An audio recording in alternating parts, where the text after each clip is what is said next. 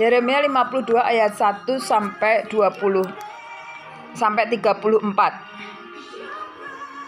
Sedekia Raja Yehuda, runtuhnya kerajaan Yehuda.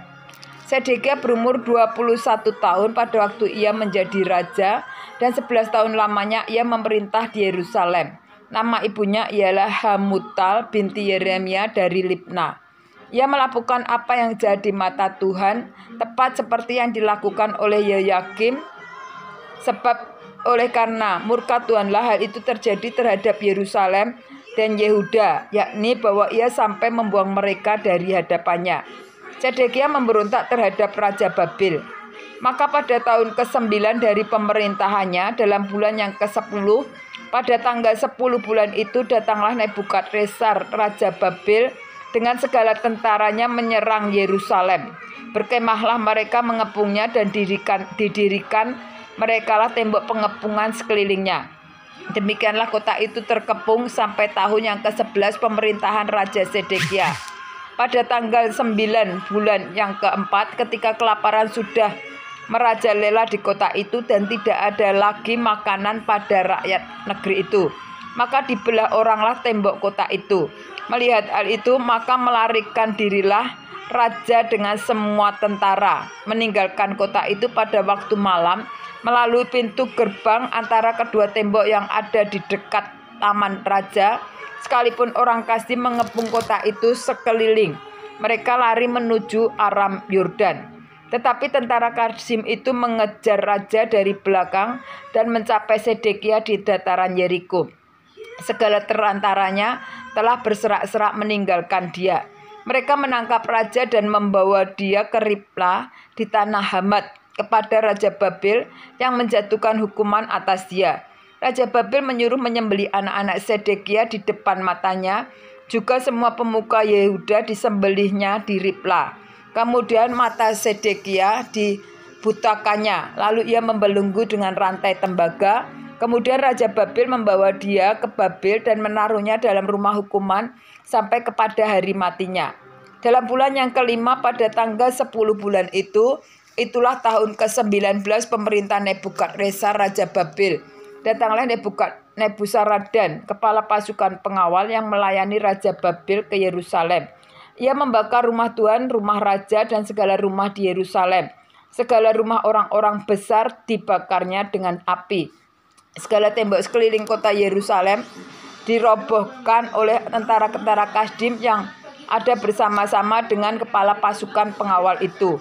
Sebagian dari orang-orang yang paling lemah dan sisa-sisa rakyat yang masih tinggal di kota itu, dan pembelot-pembelot yang menyeberang ke pihak Raja Babel, dan sisa-sisa para pekerja tangan diangkut ke dalam pembuangan oleh Nebuzaradan, kepala pasukan pengawal itu.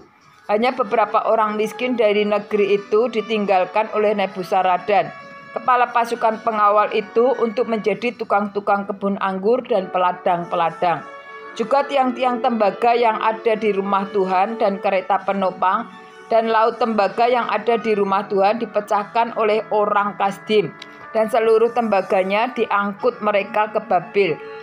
Kuali-kuali, penyodok-penyodok, pisau-pisau, bokor-bokor penyiraman dan cawan-cawan dan segala perkakas tembaga yang dipakai untuk menyelenggarakan kebaktian diambil mereka. Juga pasu-pasu, perbaraan-perbaraan, bokor-bokor penyiraman, kuali-kuali, kandil-kandil, cawan-cawan dan piala-piala, baik segala yang dari emas maupun segala yang dari perak, diambil oleh kepala pasukan pengawal itu. Adapun kedua tiang laut yang satu dan ke-12 lembu tembaga yang ada di bawah kereta penopang yang dibuat oleh Raja Salomo untuk rumah Tuhan, tiada tertimbang tembaga segala perkakas itu. Adapun tiang-tiang itu, satu tiang 18 hasta tingginya dan dapat dililit oleh tali yang ke-12 hasta panjangnya. Tebalnya 4 jari dan gerunggang dari dalam. Di atasnya ada ganja dari tembaga. Tinggi ganja yang satu itu 5 hasta, dan jala-jala dan buah-buah delima ada di atas ganja itu sekeliling. Semuanya dari tembaga. Dan tiang yang kedua seperti itu juga mengenai buah delima. Ada 9 6 buah delima yang merupakan gambar timbul. Seluruhnya buah-buah delima itu ada 100 piada jala-jala yang berkeliling. Jala-jala itu berkeliling. Lalu kepala pasukan pengawal itu menangkap Seraya, imam kepala, dan Sefanya, imam tingkat 2, dan ketiga orang penjaga pintu. Dari kota itu ditangkapnya seorang pegawai istana yang diangkat mengepalai prajurit-prajurit dan 7 orang pelayan pribadi raja yang terdapat di kota itu, dan panitera panglima tentara yang mengerahkan rakyat negeri menjadi tentara, dan 60 orang dari rakyat negeri yang terdapat di tengah-tengah kota itu. Nebuzaradan, kepala pasukan pengawal, menangkap mereka dan membawa mereka kepada Raja Babel di Ribla. Lalu Raja Babel menyuruh membunuh mereka di Ribla, di tanah Hamat. Demikianlah orang Yehuda diangkut ke dalam pembuangan dari tanahnya. Inilah jumlah rakyat yang diangkut ke dalam pembuangan oleh Nebuzaradan dalam 7 tahun, 3023 orang Yehuda.